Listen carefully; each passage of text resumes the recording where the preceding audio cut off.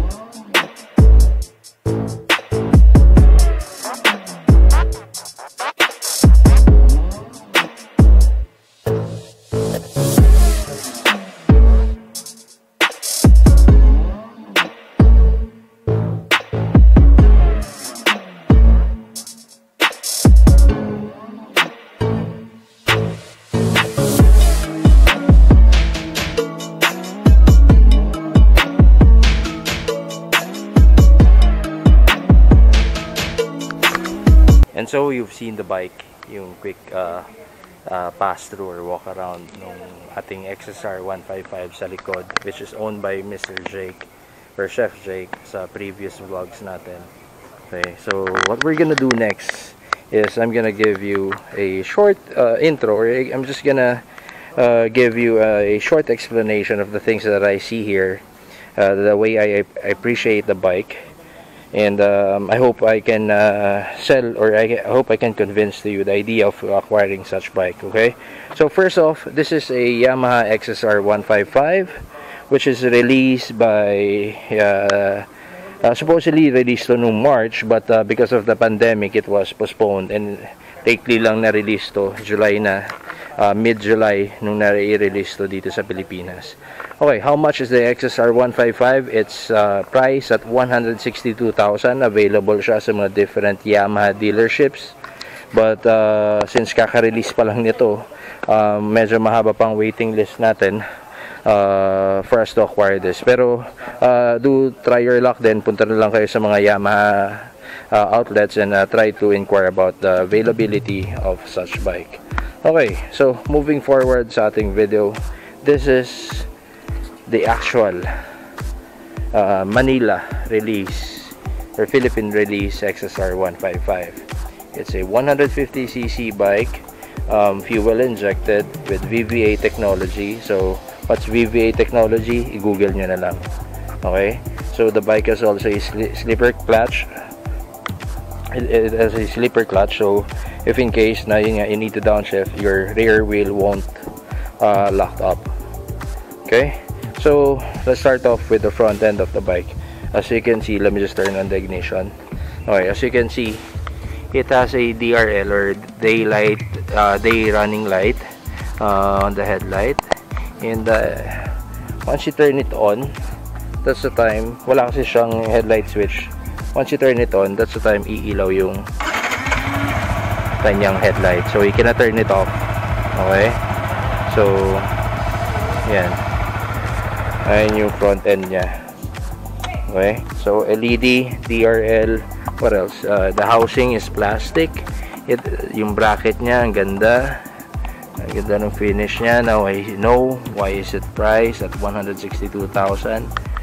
Single tone yung kanyang busina, and then the fender has a combination of matte black and silver finish, plastic.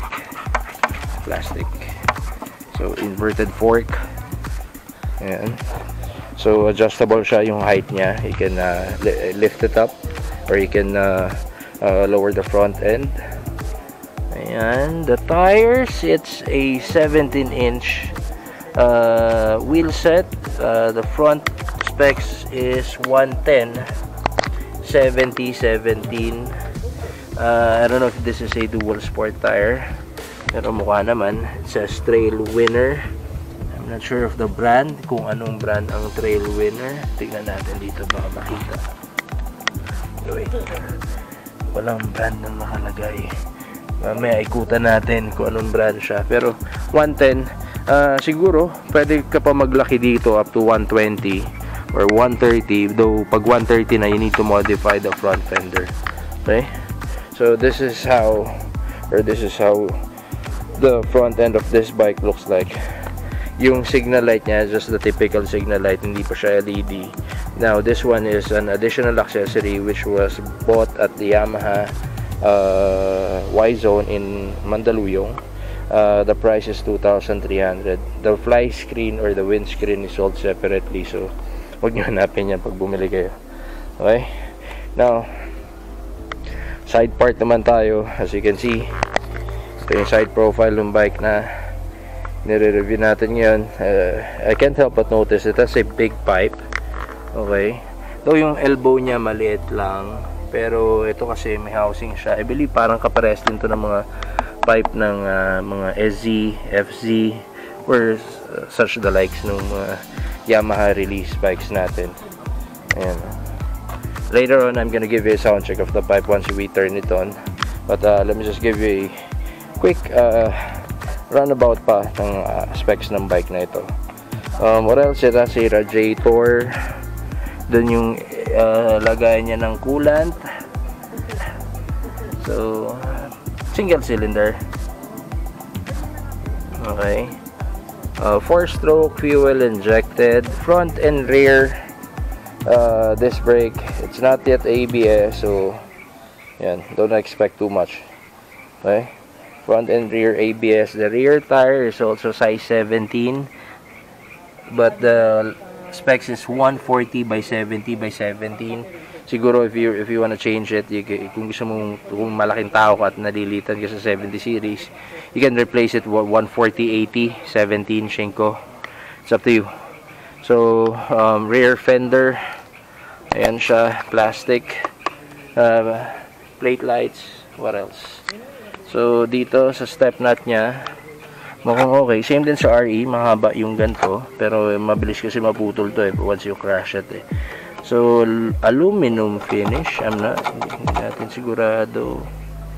Yeah, according to Sir Jake, the frame is has the same frame. It has the same frame with the R15 bikes and MT15 bikes. So yeah, they're sharing the same frame as the mentioned model of bikes from Yamaha. Side panel looks good. It's plastic. Okay, so dito yung compartment niya for the filter. And siguro later on mag-vibrate din to. I suggest you put a rubber lining para maiwasan yung vibration. The tank is plastic. Ayan, the tank is plastic, pero pagka hindi naman tayo ganun ka puna, hindi naman halata siya. Okay, so the seats, let's take a look at the seats. The seats are, hindi ko alam kung anong tawag dito sa finish na to, pero it looks good. It looks premium naman, though hindi siya yung gamusa type. Mukha lang siyang gamusa, pero once you touch the seats, iba yung texture niya. Mukha lang gamusa. So may stitching dito with Yamaha engraving. You've seen it sa several reviews ng Xsr na to. The taillight is also LED. Ayan, on natin. Ayan. LED. Let's just step on the brake. Oh, ang lakas din. Ayan. Ang lakas. So yun yung side features niya. Ito, hindi ko alam kung anong tawag dito, pero gandang-ganda ako dito. So yung mga ibang mga custom bikes din natin, pwede nyo rin gayahin itong setup na to. Ganda yun, lakas to na makabuhay na accent ng motor. Boom. Okay, so let's move forward sa ating dashboard. Okay, yung ignition guys, wala na dito sa harapan. Andito na siya, naka-integrate na dito sa may tank na part ng motor. Liban lang tayo. Naka-integrate na siya sa tangke na parte nitong motor. Now, if we turn on the ignition, let's take a look at the gauge. So, the gauge has, yun nga, check engine indicator light, the temp gauge or temp sensor, turn signal. Does it have a hazard? Wale. So, yan. Turns indicator. What else? The gear indicator or the neutral indicator. It also has a separate gear indicator dito. Okay. So, if nilagay mo sa 1, I don't know if kita nyo. Oh, you cannot put it into gear if it's not turned on. So, how do we turn on the bike or how do we turn on this XSR? At first, medyo na-ignorante ako. Ganito lang pala. Inahanap ko yung switch dito, wala siyang switch. You need to flip it pala pag ganyan. Or you have to... Ayan. Ayan siya. Okay, so let's try to hop on the bike dahil baka mamaya umabante. Nag-abono pa tayo dito. Now, going back sa gauge, RPM. You have the RPM. Ayan. Odometer reading. What else? Fuel gauge. Andyan. Speedometer, it's also digital. Now, sa gear indicator, let's check if it's working. It is. Okay. It is. Okay, so may gear indicator din siya so that you would know if you're riding the bike, you would know which gear you're into. Okay, so what else? Other console, yun nga, throttle niya. Side mirror looks off. Medyo hindi siya sulit sa price niya, pero madali naman palitan yan. Kill switch, ayan.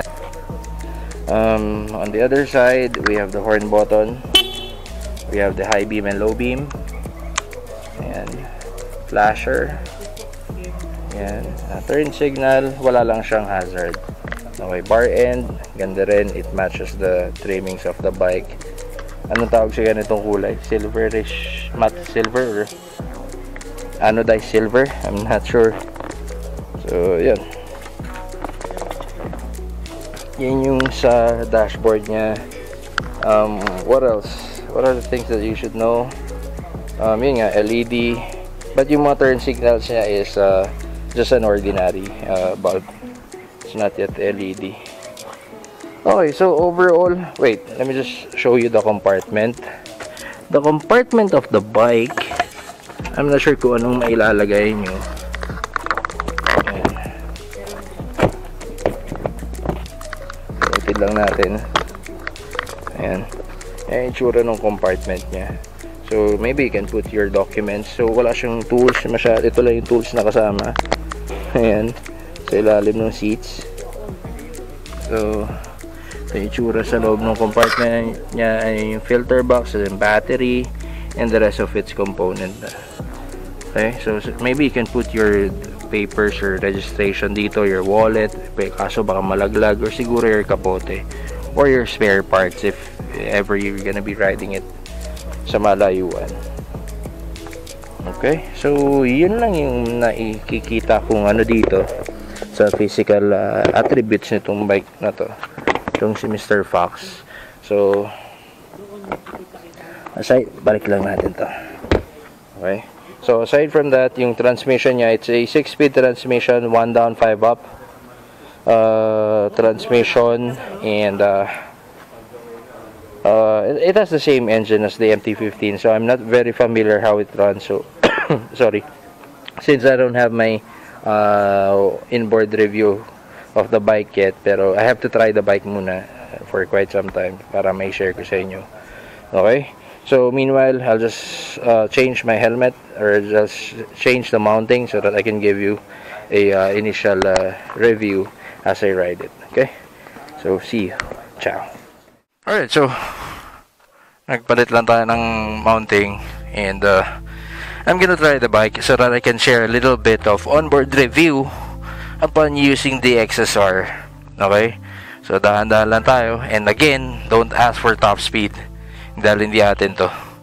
Okay, start up, The neutral indicator is on. So how do we turn this on? Again, dito. Okay. There you go. Now, the bike won't stop if you put down the center or the side stand as compared dun sa mga ibang mga scooter or ibang mga motor. So, wala siyang ganong feature. So, mano-mano to na kailangan mong patayin using the kill switch. Back. Okay. Now, once you turn on the ignition, you switch on the bike, the lights are automatically turned on. Wala siyang on and off feature dito. So, now, let's give this bike a try. Let's drive this around. Mali na naman English ko. Okay, impression upon release sa Primera. Okay. Medyo mataas yung clutch niya. Pero, again, sanayin lang to. So, very tahimik yung makin. Oh. Try natin. Wow. Saya. Handling looks good. Now, yung seating position, guys, I'm seated forward. Medyo nakalina ko ng forward sa bike na to kasi mas komportable. Hindi ako masyado nakatungo pag umabante ka eh. Pero pag umatras ka, guys, pag sinundan mo yung hulma ko ng puwet, ayan, medyo aggressive yung driving position niya. Okay, so let's go back. Now, let's try it sa turn. Okay, very nice. Suspension, oops, medyo matigas yung gulong, pero tolerable yung suspension niya. Again, this bike needs break-in, and hindi rin natin pwedeng barubalin. This is not ours, so yun. Driving experience niya, mukhang promising tong tong Xsr na to. If I have the budget or you have the extra breads to buy one, I'm gonna get one. So, ikot pa tayo isa pa. Acceleration niya, mabait. Naalala ko yung acceleration ng Keyway nun. Ayan, no? Very mabait yung acceleration niya. Which is ang saya.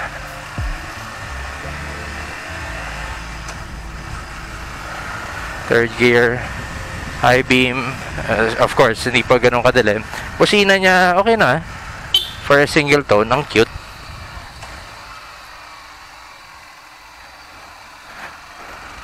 Agile tong bike na to, ang gaan. Siyempre, hindi siya all metal pero ang ganda, very comfortable.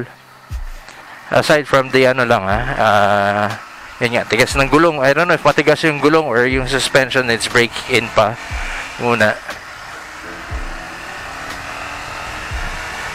You get a little vibration once you go on higher RPMs.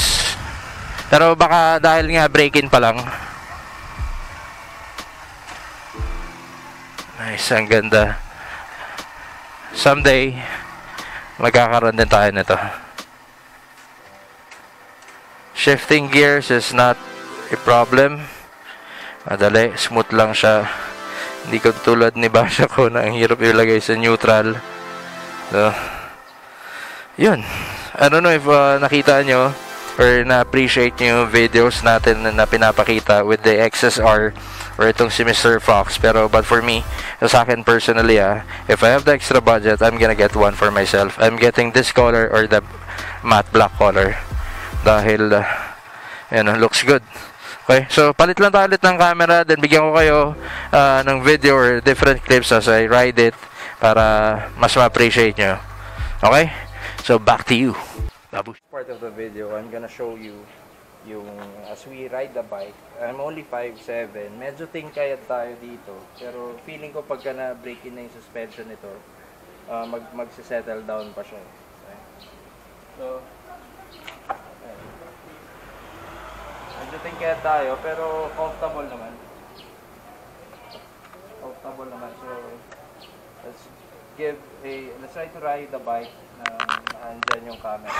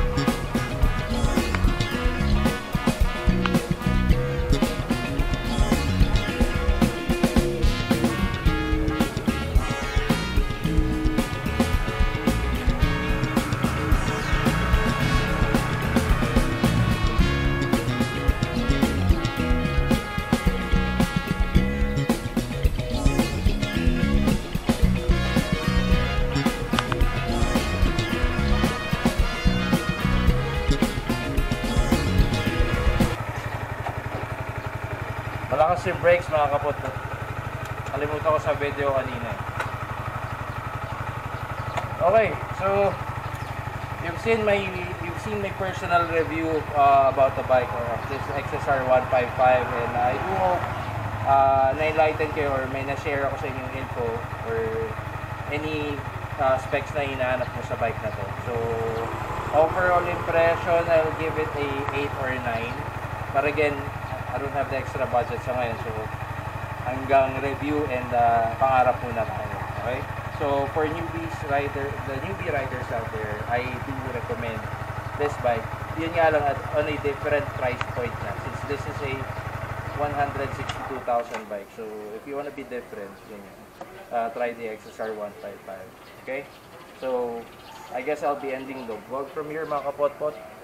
And once again, this is your boy Mr. Kalakan and Mr. Fox now signing off. Ciao. So good night everyone, ride safe, and God bless talaga. Peace. Babush. Right mga kapotpot, Xsr 155 for the win.